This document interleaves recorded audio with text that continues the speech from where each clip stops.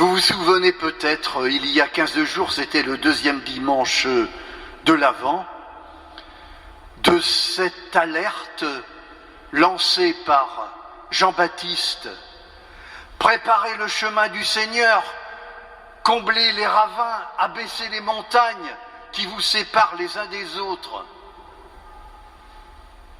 J'imagine que nous tous ici, dans l'Assemblée, tant bien que mal, nous essayons de prendre au sérieux cet appel de Jean. En tout cas, personnellement, je me suis aperçu, par exemple, que tous les jeudis matins, lorsque je me rends au marché, à 8h moins le quart, je croise toujours sur mon chemin, sur la place de la médiathèque, des groupes de jeunes et d'adultes qui attendent le car qui va les emmener sur leur lieu de travail, un ESAT. Entre eux et moi, pas de ravin, pas de montagne, et pourtant c'est tout comme, puisque je passe au milieu d'eux en les ignorant complètement. Alors j'ai décidé de les aborder, d'essayer d'entrer en conversation avec un petit groupe, et je m'aperçois qu'aborder des inconnus, ce n'est pas facile. Ce n'est pas facile. Et ce petit épisode m'a comme rajeuni mon regard sur cet évangile qui vient de nous décrire justement une rencontre entre deux femmes, Marie et Élisabeth. D'emblée, ceux qui connaissent l'évangile peuvent se dire « c'est une rencontre sans problème ». Détrompez-vous. Entre ces deux femmes, il y a des petites montagnes à franchir pour qu'il y ait une vraie rencontre. Des petites montagnes, oui. D'abord une montagne physique. Marie, qui est en Galilée, se rend où? En Judée. Et la Judée, c'est quoi? C'est une montagne où réside Élisabeth, à côté de Jérusalem.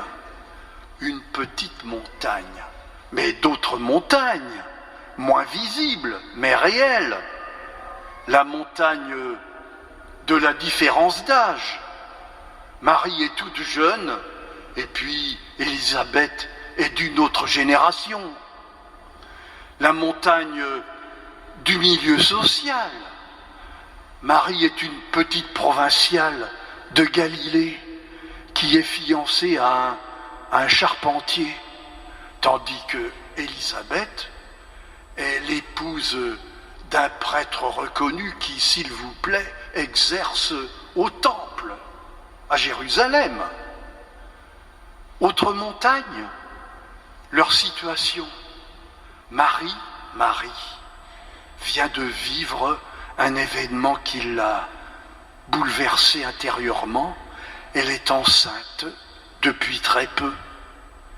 Et puis Élisabeth, elle, est une femme bien établie, enceinte elle aussi, de 6 mois. On pourrait penser que cette rencontre va de soi, mais non.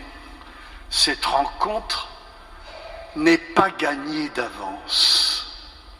Et personnellement, je suis admiratif de celle qui a rendu cette rencontre riche, profonde. Et celle-là, c'est Élisabeth. Élisabeth, la plus âgée. Et je suis admiratif de sa capacité d'accueil qui s'est concrétisée dans deux attitudes qui sont exemplaires pour nous. quand Marie arrive, toute fragile, son enfant bouge en elle.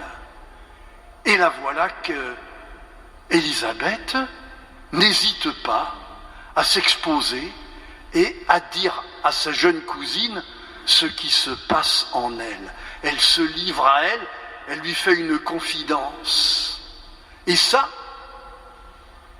va mettre Marie en confiance à tel point que ça va libérer sa parole et elle va se mettre ensuite à chanter son Magnificat.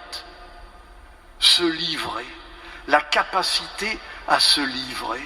J'ai beaucoup constaté souvent, par exemple, dans des réunions, il suffit que l'un des membres accepte de livrer quelque chose de personnel pour que, aussitôt, la parole se libère chez les autres membres et qu'un climat plus profond d'écoute, riche, dense, s'installe. Vous avez fait cette expérience-là? Et puis, la deuxième attitude de Élisabeth, c'est ses encouragements à Marie, ses félicitations. Bravo Marie, tu as bien fait, heureuse es-tu, toi qui as cru. Et voilà que cette Marie, troublée profondément et bouleversée par ce qui lui est arrivé, reprend de l'assurance, de l'apaisement, de la sérénité.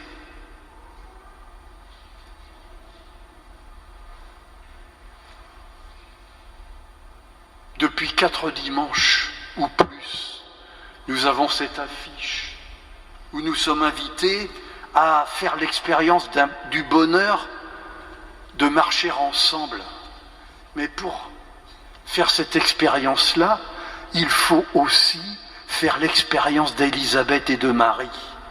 Faire cette expérience du bonheur qu'il y a à faire de vraies rencontres.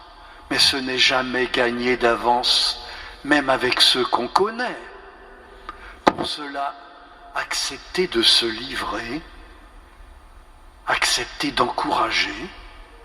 Et figurez-vous que là, l'essentiel de cette Eucharistie qu'on va célébrer, nous découvrons ce Jésus qui se livre,